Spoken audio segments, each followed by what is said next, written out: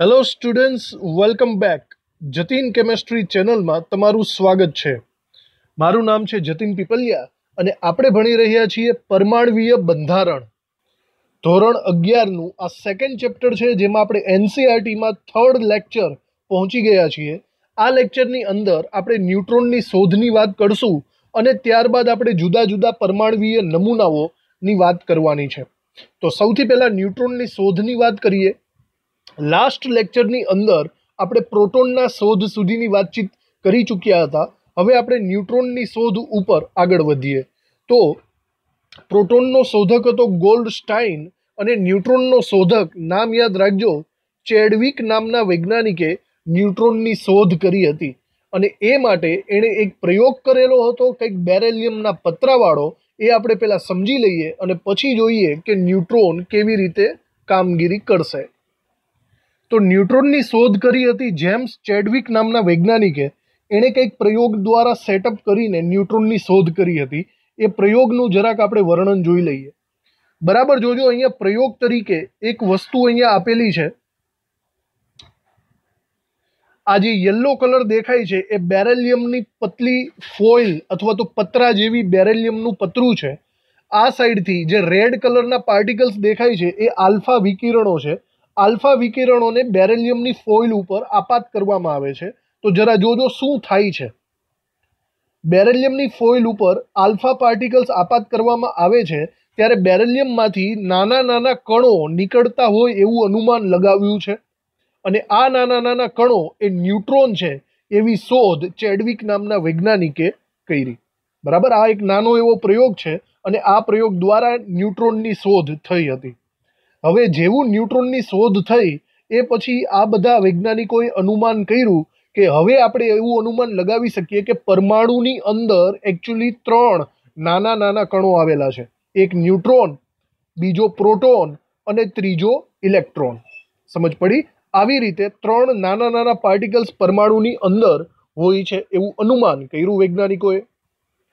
ચલો આપણે આ બધી વસ્તુઓ લખી નાખીએ. ખૂબ જ શોર્ટમાં લખેલું છે ન્યુટ્રોન વિશે, બહુ ડિટેલમાં પ્રયોગ આપેલો નથી. ઇલેક્ટ્રોન અને પ્રોટોન ની શોધ બાદ એવું લાગવા માંડ્યું હતું કે પરમાણુમાં વિદ્યુતીય રીતે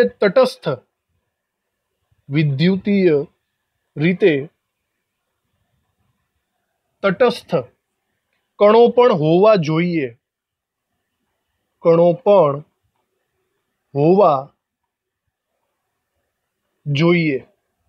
બરાબર, એની શોધ કરી હતી ચેડવિકે. તો એનું લખીએ. ચેડવિકે 1932માં બેરેલિયમના પાતળા પતરા પર આલ્ફા કણો નો મારો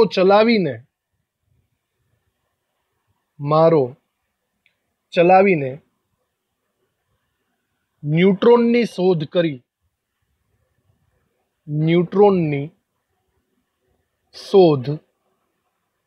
કરી.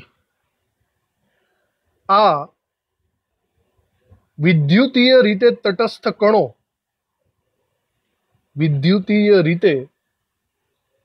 તટસ્થ કણો પ્રોટોન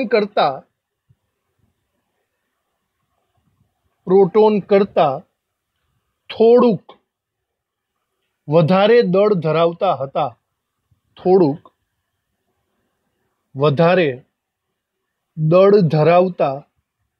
હતા. આ વસ્તુ મેઇન છે, યાદ રાખજો. એનો વીજભાર કેટલો છે, એનો દળ કેટલો છે. બરાબર, પ્રોટોનનું દળ અને ન્યુટ્રોનનું દળ એપ્રોક્સિમેટલી લગભગ સરખું જ થાય. જરાક એવું ન્યુટ્રોનનું દળ વધારે થાય છે. હવે એ સમજવા માટે આપણે ટેક્સ્ટબુકમાં એક કોષ્ટક આપેલું છે. એ કોષ્ટકને આપણે બરાબર રીતે પ્રિફર કરવું પડશે. જોજો આ કોષ્ટક ખૂબ જ ઇમ્પોર્ટન્ટ છે, મોસ્ટ ઇમ્પોર્ટન્ટ હું એમ કહી શકું છું. આમાંથી ઘણા બધા MCQ અને દાખલાઓ આવશે. દાખલાઓની અંદર પણ આના મૂલ્યો આપણે લખવા પડશે. જુઓ બરાબર સમજો, ઇલેક્ટ્રોન, પ્રોટોન અને ન્યુટ્રોન આ 3 વસ્તુ આપેલી છે. પહેલા એની સંજ્ઞા, ચલો એ તો આપણને ખબર જ છે. વીજભારની વાત કરીએ તો જરા વિચારો, ઇલેક્ટ્રોનનો વીજભાર આપણે ચર્ચા કરી ચૂક્યા છીએ, -1.6 10 - 19. પ્રોટોન પણ એટલો જ વીજભાર ધરાવે છે, ફક્ત એની નિશાની બદલી જાય છે. જુઓ, માઇનસનું પ્લસ થઈ જાય, બાકી બંનેનો વીજભાર સરખો જ થાય. જો સાપેક્ષ વીજભારની વાત કરીએ તો ઇલેક્ટ્રોનની ઉપર હંમેશા -1 વીજભાર લઈશું, પ્રોટોનની ઉપર હંમેશા +1 વીજભાર લઈશું, અને એની સાપેક્ષે ન્યુટ્રોનની ઉપર કોઈ વીજભાર હોતો જ નથી, એટલે કે તે તટસ્થ હોય છે. સાપેક્ષની વાત ખબર પડી ગઈ. અને એક્ઝેક્ટ કુલંબમાં પૂછે તો કુલંબમાં તમારે આ વેલ્યુ લખવી પડશે. ખબર પડી? દાખલાઓની અંદર ઇમ્પોર્ટન્ટ છે. ચલો પછી કિલોગ્રામમાં વજનની વાત કરીએ. જોજો, ગ્રામને દળને કિલોગ્રામ અને ગ્રામ બરાબર દાખલો વાંચજો, પછી એકમ મૂકજો, કારણ કે જો આમાં અડાવડું કરશો તો જવાબ ખોટા પડશે. ક્યારેક ગ્રામના દાખલા પૂછે છે ને ક્યારેક કિલોગ્રામના દાખલા પણ પૂછે છે. અહીંયા જુઓ, તમને કિલોગ્રામનું વજન આપ્યું છે. આ કિલોગ્રામનું ઇલેક્ટ્રોનનું વજન આપણે આગળની થિયરીમાં ભણી ચૂક્યા છીએ, 9.1 × 10 - 31. ઓકે, એની કમ્પેરમાં પ્રોટોનનું વજન પણ આપણે જોઈ ચૂક્યા છીએ કે પ્રોટોનનું વજન ખૂબ જ વધારે છે. જુઓ, 10 - 31. હવે એની કમ્પેરમાં પ્રોટોનનું વજન 10 - 27. ઓવરઓલ જુઓ તો 10,000નો ડિફરન્સ લાગે છે. એનો મતલબ ઇલેક્ટ્રોન કરતા પ્રોટોન 10⁴ ગણો, એટલે કે 10,000 ગણો ભારે છે. તો ઓવરઓલ તો હું એમ કહી શકું કે ભાઈ ઇલેક્ટ્રોનનું વજન નહીવત છે. ઇલેક્ટ્રોન સાવ છે જ નહીં એવું તમે ગણી શકો છો પ્રોટોનની કમ્પેરિઝનમાં. સમજાણું? આ વજન યાદ રાખજો, 1.67 10 - 27. હવે જુઓ તમે ન્યુટ્રોનનું વજન. ન્યુટ્રોનનું વજન અને પ્રોટોનનું વજન લગભગ એક સરખું તમને દેખાશે, લગભગ એક સરખું. પણ છે ને ન્યુટ્રોન થોડોક એવો મોટો છે, થોડોક એવો. જરા વિચારો, અહીંયા બંને 1.67 જ છે, દેખાય છે? પણ અહીંયા 1.67 પછી બગડો આવે છે અને 1.67 પછી 4 આવે છે. સમજાણું? બાકી બધું જુઓ 10ની ઘાતાંક પણ સમાન જ છે. તો ઓવરઓલ જો સાપેક્ષ દળ આપણે લઈએ ને તો હું એમ કહી શકું, જો પ્રોટોનનું વજન 1 હોય તો ન્યુટ્રોનનું વજન પણ 1 જ લેવાનું તમારે. સમજાણું? અને એની કમ્પેરમાં ઇલેક્ટ્રોનનું વજન 0 લેવાનું, કારણ કે ઇલેક્ટ્રોન તો ખૂબ જ હલકો કહેવાય, 10,000 ગણો એનો વજન ઓછો છે એટલા માટે. જો AMUમાં આપણે વજનની વાત કરીએ તો અહીંયા સ્પષ્ટ છે કે પ્રોટોનનું વજન 1, ન્યુટ્રોનનું વજન 1 અને ઇલેક્ટ્રોનનું વજન 0.0054. જો ક્યાંક ગણતરીમાં લેવો પડે તો એપ્રોક્સિમેટલી 0 જ આવશે, પણ અમુક વાર ગણતરીમાં લેવો પડે તો 0.0054 આપણે લઈ શકીએ છીએ. પ્રોટોનનું 0.007 અને એના કરતાં થોડોક એવો વધારે ન્યુટ્રોનનું 0.086 અથવા તો 9 લઈ શકાય. તો આ કોષ્ટક બરાબર રીતે તમે લખી નાખો, જેમાંથી MCQ અને દાખલાને રિલેટેડ પૂછાવાની શક્યતા ખૂબ જ વધારે છે. જ્યારે દાખલાઓ ગણશું ત્યારે આ બધી વેલ્યુ આપણે ફરીથી જોવી પડશે. હવે આપણે આગળના ટોપિક ઉપર વાતચીત કરીએ, પરમાણવીય નમૂનાની વાત કરીએ. પરમાણવીય નમૂનો એટોમિક મોડલ શું છે પહેલા સમજી લો. જો પહેલા ડાલ્ટન હતો, તો ડાલ્ટન તો એમ જ કહેતો હતો કે નાનામાં નાનો કણ પરમાણુ છે. પણ હવે આપણને ખબર પડી ગઈ કે ભાઈ નાનામાં નાનો કણ પરમાણુ નથી, એકચ્યુઅલી પરમાણુની અંદર પણ અમુક કણો આવેલા છે, ઇલેક્ટ્રોન, પ્રોટોન, ન્યુટ્રોન. સમજાણું? તો હવે આ ઇલેક્ટ્રોન, પ્રોટોન અને ન્યુટ્રોન એ પરમાણુની અંદર આવ્યા છે, ચલો વાત બરાબર, પણ કેવી રીતે આવ્યા છે? બરાબર, કહેવાનો મતલબ આ પરમાણુની અંદર ઇલેક્ટ્રોન ક્યાં હશે?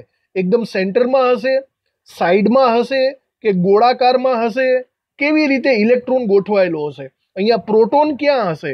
તો એ બધાના સ્થાન હવે કેવી રીતે ખબર પડશે? એ શોધવા માટે ઘણા બધા વૈજ્ઞાનિકોએ પરમાણવીય નમૂના આપ્યા. જુદા જુદા વૈજ્ઞાનિકોએ અલગ અલગ મોડેલ્સ આપ્યા અને દરેકે એ પરમાણુની સ્થાયીતા સમજાવવાનો પ્રયત્ન કર્યો. એને આપણે હવે ડિટેલમાં સમજવાનો છે. એની અંદર પહેલો નમૂનો આપણે જોવાના છીએ, થોમ્સનનો પરમાણુ નમૂનો. થોમ્સન નામના વૈજ્ઞાનિકે જે પરમાણુ નમૂનો આપ્યો એની ડિસ્કશન અત્યારે આપણે કરવાના છીએ. પહેલા આપણે એને સમજી લઈએ. ચલો તો આપણે વાત કરીએ કે કોઈ પણ એટમ પરમાણુની અંદર આપણે 3 પ્રકારનું વિભાજન કરી શકીએ. મતલબ પરમાણુની અંદર પ્રોટોન, ઇલેક્ટ્રોન અને ન્યુટ્રોન આવેલા હોય છે. પણ આ 3 ઘટકો કેવી રીતે ગોઠવાયેલા હોય છે એ આપણને ખબર નથી. ઘણા બધા વૈજ્ઞાનિકોએ જુદા જુદા નમૂના આપ્યા. તમારી સામે અમુક 2 નમૂના આપેલા છે, એની ડિસ્કશન કરીએ. અમુક વૈજ્ઞાનિકો એમ કહેતા હતા કે પરમાણુની અંદર આ ડાબી બાજુ જે છે, પરમાણુની અંદર ધન વીજભાર અને ઋણ વીજભાર સમગ્ર પરમાણુમાં એક સરખી રીતે વહેંચાયેલો છે. જ્યારે અમુક વૈજ્ઞાનિકો એમ કહેતા હતા કે ધન વીજભાર માત્ર સેન્ટર, કેન્દ્રમાં ગોઠવાયેલો છે અને એની આજુબાજુ ઇલેક્ટ્રોન આટા મારતા હોય છે. જુદા જુદા વૈજ્ઞાનિકોએ જુદી જુદી ધારણાઓ આપી. જે થોમ્સન અને રુથરફોર્ડ આ 2 વૈજ્ઞાનિકોના પરમાણુવીય નમૂનાને આપણે સમજવાના છે. સૌથી પહેલા આપણે જે થોમ્સનના નમૂનાને સમજવાની કોશિશ કરવાની છે. ઓકે, તો જે થોમ્સન નામના વૈજ્ઞાનિકે શું કીધું બરાબર રીતના જોજો. એને આપણે કહીશું થોમ્સનનો પરમાણુવીય નમૂનો, એટોમિક મોડલ. તો જે થોમ્સને એવું કીધું કે સમગ્ર પરમાણુમાં ધન વીજભાર એક સરખી રીતે વહેંચાયેલો હોય છે અને આ સમગ્ર પરમાણુની ત્રિજ્યા, રેડિયસ લગભગ 10⁻10 મીટર જેટલી હોય છે. તો એક રીતના જે થોમ્સને પરમાણુ એકદમ સૂક્ષ્મ હોય છે અને એની ત્રિજ્યા પણ આપી દીધી 10⁻10 મીટર. બીજું એણે શું કીધું કે અંદર ધન વીજભાર એ સમગ્ર રીતે વહેંચાયેલો હોય. અહીંયા જે અંદર લાલ કલર દેખાય છે ને, લાલ કલર, હા, એ લાલ કલર એ ધન વીજભારિત લાલ કલર છે એવું કહી શકાય.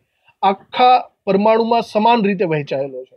અને એની અંદર ઋણ વીજભારના નાના નાના કણો એક સરખી રીતે વહેંચાયેલા હોય. મતલબ લાલ કલરના ધન વીજભાર છે અને એની અંદર જે કણો છે ઋણ વીજભારના એ એક સરખી રીતે આજુબાજુ વહેંચણી પામેલા હોય છે. આવો નમૂનો થોમ્સને આપેલો છે. બરાબર. હવે આ નમૂના પ્રમાણે એવું કહેવા માગે છે કે પરમાણુનો કોઈ પણ ભાગ લઈ લ્યો, એની અંદર સમાન પ્રમાણમાં પ્રોટોન અને ઇલેક્ટ્રોન હશે. આ નમૂનો જુઓ તો તમને પ્લમ પુડિંગ નમૂના જેવો દેખાશે. હવે પ્લમ પુડિંગ એટલે તમને કદાચ ખબર હોય તો આ તમે કેકને તમે સરખામણી કરી શકો. કેકની અંદર તમે જે કેક લ્યો છો એની અંદર, અથવા તો કોઈ બિસ્કિટની અંદર કાજુ બદામના કટકાઓ હોય એવું લાગે તમને. અથવા તો જો સારી રીતે સમજવું હોય તો તરબૂચનો નમૂનો એ સારી રીતે સમજી શકાય. તરબૂચનો નમૂનો જુઓ, તરબૂચમાં જેટલો રેડ કલર છે ને ચારે બાજુ, એવું સમજો કે એ પ્રોટોન છે. અને તરબૂચના બી દેખાય છે, બીજ કાળા કલરના, એવું સમજો કે એ ઇલેક્ટ્રોન છે. તો કંઈક થોમ્સનનો નમૂનો આના જેવો જ દેખાય છે. માટે થોમ્સનના નમૂનાને બીજા 2 નામે પણ ઓળખવામાં આવે છે. થોમ્સનના નમૂનાને કાં તો પ્લમ પુડિંગ અથવા રાઇઝન પુડિંગ નમૂનો, અથવા તો વોટરમેલન એટલે કે તરબૂચ નમૂના તરીકે પણ ઓળખી શકાય. સમજી ગયા? તો આવી રીતે આ થોમ્સનનું પરમાણુવીય મોડલ આપણી પાસે આવી ગયું. હવે આ થોમ્સનનું પરમાણુવીય મોડલની અમુક મર્યાદાઓ પણ હતી. મતલબ અમુક વસ્તુઓ તે સમજાવી નહોતો શકતો. પહેલી વસ્તુ, રુથરફોર્ડે જે પ્રયોગ કર્યો છે, જે આપણે ભણવાનો બાકી છે, એને તે સમજાવી નથી શકતો. તો રુથરફોર્ડનો નમૂનો પહેલાં સમજી લ્યો, પછી ખબર પડશે. અને બીજી વસ્તુ, એ પરમાણુની સ્થાયીતા, સ્ટેબિલિટી સમજાવી નથી શકતો. બરાબર. તો પરમાણુ સ્થાયી કેમ છે એ ખબર નથી પડતી, કારણ કે પ્લસ અને માઇનસ વીજભારના કણો એકબીજાની નજીક હોય તેમ છતાં અલગ અલગ છે. તો એ વસ્તુ કંઈ મગજમાં ઉતરતી નથી. તો આ વાતો આપણે થોમ્સનના નમૂનાની કરી લીધી. બરાબર. બસ આટલી વસ્તુ છે, થોમ્સનના નમૂનાને સમજાવવાનો છે અને એની મર્યાદા લખવાની છે. હવે આપણે પરમાણુવીય નમૂનાની અંદર થોડું લખાણ લખી લઈએ. ડાલ્ટન નો અવિભાજ્ય પરમાણુ, મતલબ ડાલ્ટને જે કીધેલું કે પરમાણુ અવિભાજ્ય હોય છે, અવિભાજ્ય પરમાણુ એ એકચ્યુઅલી ધન અને ઋણ વીજભાર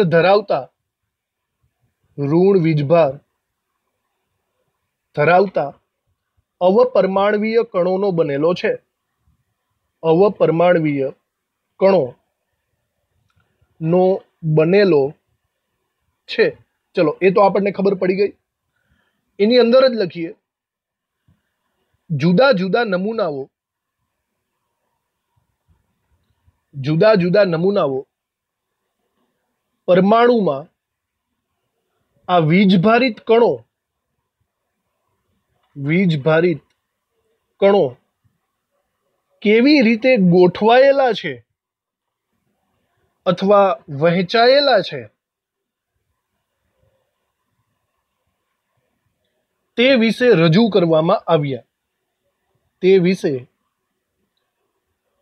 કરવામાં આવ્યા. બરાબર. હવે આવા જુદા જુદા નમૂનાઓ પૈકી આપણે બે નમૂનાઓ જોવાના છે, જે થોમ્સનનો નમૂનો અને રુથરફોર્ડનો નમૂનો. બરાબર. તો એક પછી એક એ નમૂનાઓ આપણે ચાલુ કરીએ. તો આપણે હવે લખીએ થોમ્સનનો પરમાણુ નમૂનો. આ સવાલ તમને અલગથી થિયરીમાં પૂછાઈ શકે છે, તો આને જરાક પ્રિપેર કરવો બરાબર રીતે, અને એમસીક્યુ રિલેટેડ પણ ધ્યાન રાખવું તમારે. તો થોમ્સનના પરમાણુ નમૂનાને હમણાં મેં તમને સમજાવ્યો એવી રીતે લખીએ. જે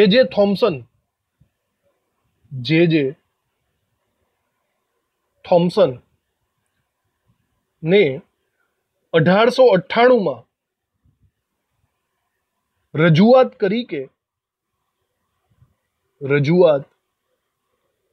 કરી કે પરમાણુ ગોળાકાર આકાર ધરાવે છે. પરમાણુ ગોળાકાર આકાર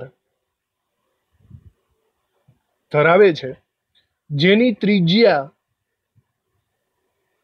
આશરે એપ્રોક્સિમેટલી 10⁻10 મીટર જેટલી હોય છે.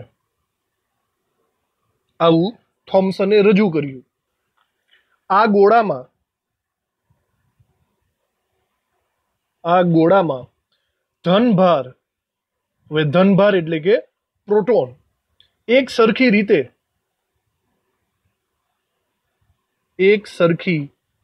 રીતે બધે વહેંચાયેલો છે.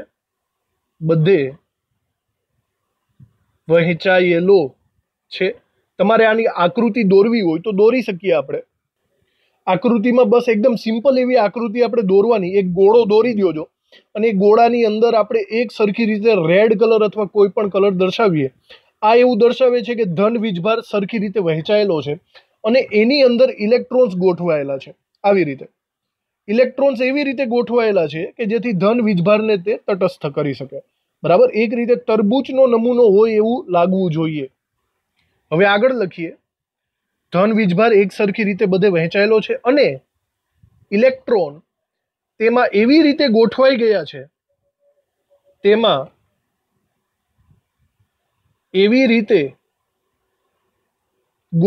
ગયા છે કે જેથી સૌથી વધુ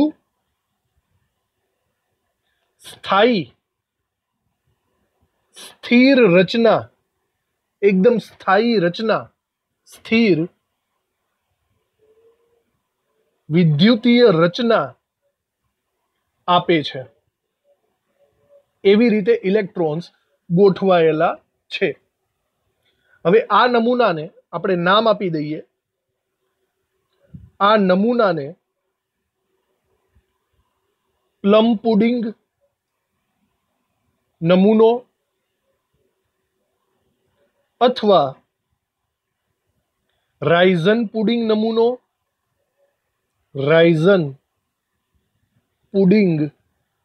નમૂનો અથવા વોટરમેલન એટલે કે તરબૂચ નમૂનો કહે છે. નામ યાદ રાખવા. થોમ્સનના પરમાણુ નમૂનાને આવા નામે ઓળખીએ છીએ. આની અંદર જ હજી લખીએ. આ નમૂનામાં પરમાણુના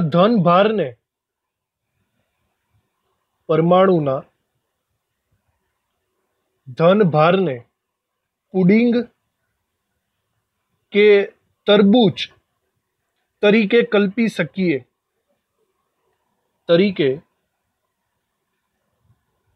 કલ્પી શકીએ, જેમાં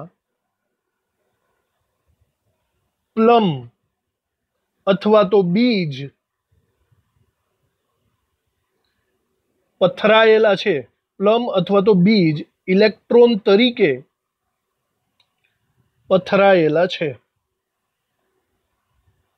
એવું આપણે ધારી શકીએ.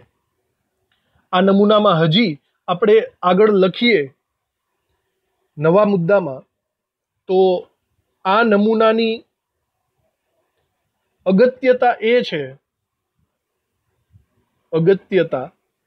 એ છે કે પરમાણુનું દળ એક સરખી રીતે બધે વહેંચાયેલું છે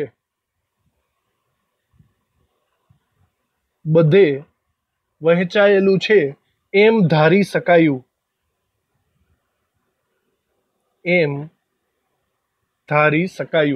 બરાબર, આ એની એક અગત્યતા છે. આમ છતાં પ્રોબ્લેમ તો આવી જ ગયો. પ્રોબ્લેમ એ હતી કે તે નમૂનાની તટસ્થતા સમજાવી નહોતો શકતો.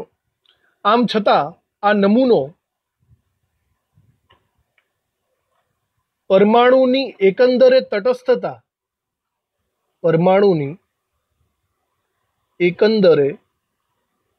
તટસ્થતા સમજાવી શકતો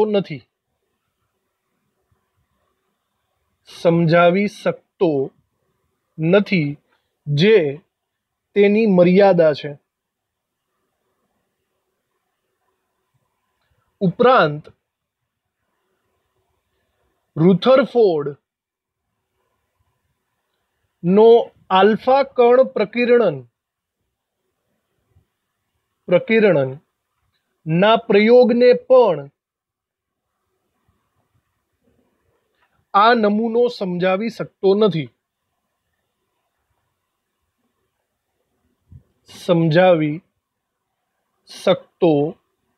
નથી જે તેની મર્યાદા છે. તો બે મર્યાદાઓ આપણે અહીંયા લખી નાખી. બરાબર, તો જુઓ બરાબર રીતે થોમ્સનનો પરમાણવીય નમૂનો, આ સવાલ એટલો જ છે. એકદમ સિમ્પલ એવું લોજિક છે. મતલબ સૌથી પહેલા થોમ્સન નામના વૈજ્ઞાનિકે સ્ટાર્ટ કર્યું હતું કે પરમાણુ કેવો હોય એવું સમજાવવાનું. ઓબ્વિયસલી તે ખોટો જ છે, પરમાણુ કંઈ આવો હોતો નથી. તો આમાં સુધારા વધારા કરશે હવે રુથરફોર્ડ, જે કંઈક અલગ પ્રયોગ કરશે અને એમાં કંઈક આડાઅવડું કરીને પોતાનો પર્યાય આપશે. હવે રુથરફોર્ડનો જે પ્રયોગ છે એ સમજતા પહેલા આપણે થોડીક અન્ય બાબતો સમજવી પડશે. જુઓ બરાબર, આ અન્ય બાબતો એક્સ્ટ્રા તરીકે અહીંયા લખું છું, જે તમને MCQમાં કામ લાગશે. બરાબર, સૌથી પહેલા આપણે મૂળભૂત કણો જે છે અથવા વિકિરણો, આલ્ફા કણ, બીટા કણ અને ગેમા વિકિરણ, એને સમજવા ખૂબ જ જરૂરી છે. એ તમને ખબર હોવા જોઈએ. બરાબર, અમુક MCQમાં પૂછાય એવા સવાલ છે. એક વૈજ્ઞાનિકનું નામ છે રોન્ટજન, કદાચ નામ સાંભળ્યું હોય તો. આ રોન્ટજન નામના વૈજ્ઞાનિકે એક્સરે વિકિરણોની શોધ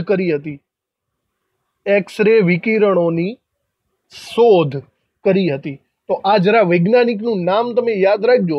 બરાબર, આડાઅવળી રીતે ક્યાંક ને ક્યાંક આવી શકે છે. હવે આવી જ રીતના એક બીજો વૈજ્ઞાનિક છે જેનું નામ છે હેનરી બેક્વેરલ.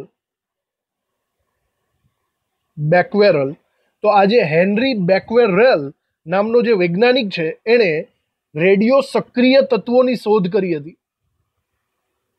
એણે સૌપ્રથમ રેડિયો સક્રિયતાનો પર્યાય આપ્યો હતો અને રેડિયો સક્રિય તત્વોની શોધ કરી હતી. હવે હું તમને થોડુંક એવું જણાવી દઉં કે આ રેડિયો સક્રિય તત્વો શું છે. એકચ્યુઅલી રેડિયો સક્રિય તત્વો અમુક એવા પથ્થરો હોય છે, અમુક એવા પદાર્થો હોય છે જેની અંદરથી કન્ટિન્યુઅસલી કંઈક ને કંઈક રેડિયો એક્ટિવિટી ઉત્સર્જિત થતી હોય છે. તમે કણોના નામ તો સાંભળ્યા જ હશે, આલ્ફા કણો, બીટા કણો, ગેમા વિકિરણો. બરાબર, આવા બધા વિકિરણો મતલબ એ રેડિયો સક્રિયતા દર્શાવે છે એવું આપણે કહી શકીએ. તો આપણે 3 પ્રકારના કણોની માહિતી લેવાની છે: આલ્ફા કણો, બીટા કણો અને ગેમા વિકિરણો. બરાબર, આ 3નું શું એકચ્યુઅલી પર્યાય છે એ આપણે સમજી લઈએ અને પછી લખી નાખશું. જો આપણે કંઈક આવું એક્સપેરિમેન્ટ કરીએ, અહીંયા એક રેડિયો સક્રિય તત્વ અથવા રેડિયો સક્રિય પદાર્થ મૂકેલો છે એવું આપણે માની લઈએ. બરાબર, એક લેડ બોક્સમાં, અને એ લેડ બોક્સની ઉપરથી કાણું પાડીને અથવા દરવાજા દ્વારા રેડિયો એક્ટિવિટીને પસાર થવા દઈએ છીએ. હવે અહીંયા મેં બે પ્લેટ ગોઠવી દીધેલી છે વિદ્યુત વિભાર તરીકે. ઉપરની સાઈડ ધન પ્લેટ છે વિદ્યુત ક્ષેત્રવાળી અને નીચેની સાઈડ ઋણ પ્લેટ છે વિદ્યુત ક્ષેત્રવાળી. હવે જો આપણે આની બારી ખોલીએ તો આવી રીતે કંઈક રેડિયો એક્ટિવિટી પસાર થશે. બરાબર જોજો, રેડિયો એક્ટિવિટી કંઈક આવી રીતે પસાર થશે. બરાબર. હવે જો આના ઉપરથી શું જાણવા મળે છે, રેડિયો એક્ટિવિટીમાં 3 પ્રકારના વિકિરણો હોય, આલ્ફા, બીટા અને ગેમા. આમાંથી જે આલ્ફા વિકિરણો છે ને થોડાક સહેજ એવા, આ બ્લુ કલરની પટ્ટી દેખાય છે ને, સહેજ એવા ઉપર તરફ ઢળી ગયા. આના ઉપરથી મને એવું ખબર પડે કે આલ્ફા વિકિરણો એ ઋણ વીજભારિત અથવા તો ધન વીજભારિત, એક રીતના તો ધન વીજભાર તરફ ગયા. તો એનો મતલબ આલ્ફા વિકિરણો પ્લસ વીજભારિત હોવા જોઈએ, તો જ નેગેટિવ ચાર્જ તરફ ઉપર તરફ જશે. બીજું વિચારો, નીચે તરફના વિકિરણો ગ્રીન કલરના જે છે, બરાબર, એ બીટા પાર્ટિકલ્સ છે. બીટા પાર્ટિકલ્સ એ ધન વીજભાર તરફ, હવે ધન વીજભાર જે નીચે તરફ છે એના તરફ ખસે છે, તો એનો મતલબ એ પોતે નેગેટિવ હશે, તો તે પ્લસ ઉપર જશે. અને ગેમા વિકિરણો એકદમ સીધા યલો કલરની લાઇનમાં ચાલ્યા જાય છે, તો એનો મતલબ એમ થયો ગેમા વિકિરણો તટસ્થ હશે. બરાબર. આ એક સિમ્પલ એવો પ્રેક્ટિકલ છે અને એના ઉપરથી વૈજ્ઞાનિકોએ ઘણા બધા સંશોધનો કરીને પછી આગળ આપણને જણાવ્યું કે આલ્ફા વિકિરણ એકચ્યુઅલી હિલિયમ+2 આયન છે. બરાબર જોજો, આલ્ફા વિકિરણ એ +2 વીજભાર ધરાવે છે, જેનો પરમાણુ ભાર 4 છે અને એ હિલિયમનો બનેલો છે અને એ કણ પ્રકૃતિ ધરાવે, એટલે કે પાર્ટિકલ છે. આવી જ રીતે બીટા છે ને એ પણ ઇલેક્ટ્રોન જ કહેવાય છે, પણ એનો વીજભાર માઇનસ હોય છે અને -1 હોય છે. ગેમા, હવે જુઓ, ગેમા એ એકચ્યુઅલી એમાં ઇલેક્ટ્રોન પણ નથી, પ્રોટોન પણ નથી. ગેમા તટસ્થ છે અને આ કોઈ કણ નથી, આ ગેમા વિકિરણ છે. આ 3 વિશે આટલું સંશોધન વૈજ્ઞાનિકો કરી શક્યા હતા. તો આ બધી બાબતોને આપણે અહીંયા નીચે સરખી રીતે લખી નાખીએ. રેડિયો સક્રિય પદાર્થ 3 પ્રકારના કિરણોનું ઉત્સર્જન કરે છે. કિરણો ઉત્સર્જિત કરે છે. એમાં છે આલ્ફા, બીટા અને ગામા અથવા તો ગેમા. ઓકે. આ પૈકી આલ્ફા વિકિરણ વિશે રુથરફોર્ડે પ્રયોગો કર્યા હતા. રુથરફોર્ડે એવું કીધું હતું, શોધ્યું કે આલ્ફા કિરણો 2 એકમ ધનભાર ધરાવે છે. બરાબર. મતલબ જે આલ્ફા વિકિરણ છે એની ઉપર +2 વીજભાર આવેલો છે એવું આપણે સમજવાનું છે. 4 એકમ પરમાણવીય દળ ધરાવે છે. મતલબ એનો જે કંઈ પણ પરમાણવીય દળ હશે તે 4 હશે. અને હિલિયમ કેન્દ્ર ધરાવે છે. મતલબ ઓરિજિનલી હિલિયમ એ આલ્ફા છે, પણ હિલિયમ+2 હોય એવો, જેનો પરમાણુ ભાર 4 થાય અને હિલિયમનો પરમાણુ ક્રમાંક 2 છે. તો ઓવરઓલ આ સિસ્ટમને આપણે આલ્ફા કણ એવું નામ આપી શકીએ છીએ. તો આ થઈ ગયું આલ્ફા કણ વિશે. હવે આવું સેમ ટુ સેમ આપણે બીટા કણ વિશે લખીએ કે બીટા કણો એ ઋણ વીજભારિત કણો છે જે ઇલેક્ટ્રોન જેવા છે. ઇલેક્ટ્રોન સાથે મળતા આવતા હોય એવા ઋણ વીજભારિત કણો એ બીટા કણો છે, જેને દર્શાવવું હોય તો E-10 તરીકે આપણે દર્શાવી શકીએ.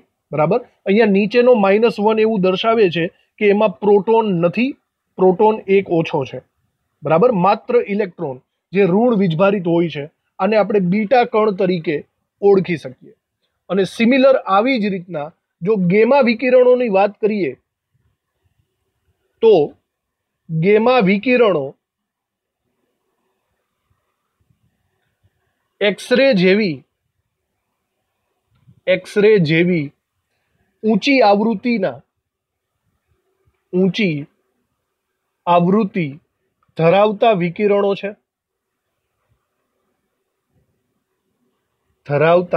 વિકિરણો છે, તે સ્વભાવે તટસ્થ છે અને કોઈ કણ ધરાવતા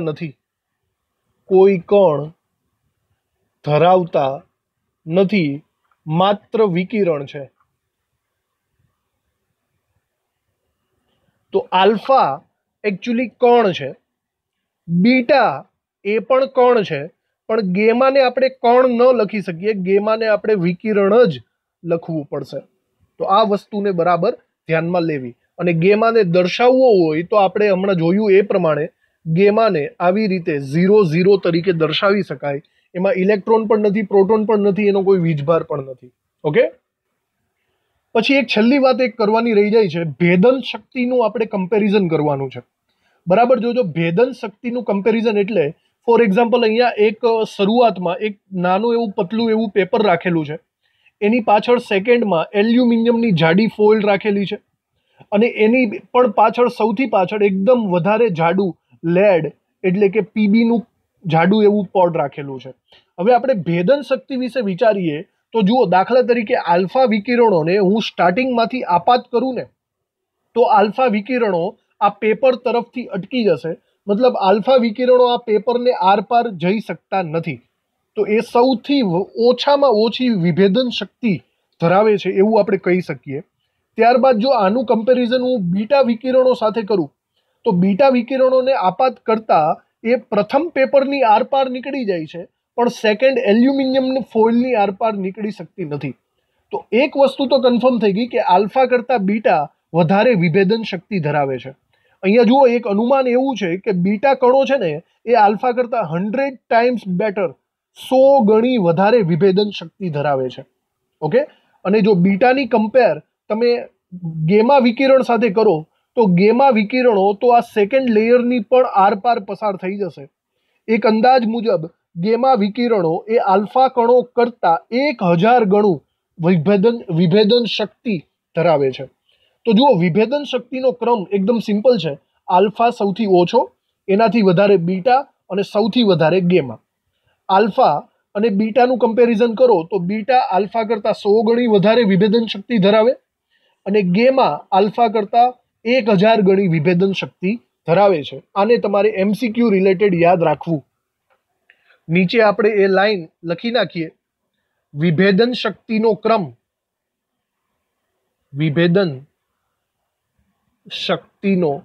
ક્રમ જો આપણે લખીએ તો આવી રીતના લખી શકીએ છીએ. આલ્ફા કણો સૌથી ઓછી વિભેદન શક્તિ છે, એનાથી વધારે બીટા કણોની છે વિભેદન શક્તિ, અને બીટા કણો કરતાં પણ સારી વિભેદન શક્તિ ધરાવે છે ગેમા વિકિરણો. આવી રીતે આપણે કહી શકાય. બીજું કમ્પેરિઝન પણ આપણે લખવું પડશે. બરાબર, કમ્પેરિઝન વાઇઝ આપણે અહીંયા એવું લખી શકીએ છીએ કે આલ્ફા કણો કરતાં બીટા કણો 100 ગણી વધારે વિભેદન શક્તિ ધરાવે છે. 100 ટાઈમ્સ ગ્રેટર પેનિટ્રેશન પાવર, 100 ગણી વધારે વિભેદન શક્તિ ધરાવે છે. અને આવી જ રીતે આલ્ફા કણોનું કમ્પેરિઝન જો તમે ગેમા વિકિરણો સાથે કરશો તો ગેમા વિકિરણો આલ્ફા કણો કરતાં 1000 ગણી વધારે વિભેદન શક્તિ ધરાવે છે. તો આ બધું લોજિકને ધ્યાનમાં રાખજો, કારણ કે નેક્સ્ટ લેક્ચરમાં જે રુથરફોર્ડનો પ્રયોગ આવવાનો છે એમાં આલ્ફા વિકિરણોની વાતો આપણે બહુ કરવાની છે, જેથી આપણને આ બધું નોલેજ હોવું જરૂરી છે. તો આજના લેક્ચરમાં આપણે જે વસ્તુ ભણ્યા એને બરાબર યાદ રાખજો. થોમ્સનનો પરમાણુ નમૂનો, બરાબર, એમાં હવે સુધારા વધારા થશે રુથરફોર્ડમાં, જે આપણે નેક્સ્ટ લેક્ચરમાં ભણવાનું છે. તો આજનો આ લેક્ચર આપણે અહીંયા ફિનિશ કરીએ છીએ. થેન્ક યુ આ લેક્ચર ભરવા માટે. હવે નેક્સ્ટ લેક્ચર ખૂબ જ ઇમ્પોર્ટન્ટ રહેશે આપણા માટે. તો રુથરફોર્ડનો પરમાણ્વીય નમૂનો આપણે સમજવાનો છે. Thank you.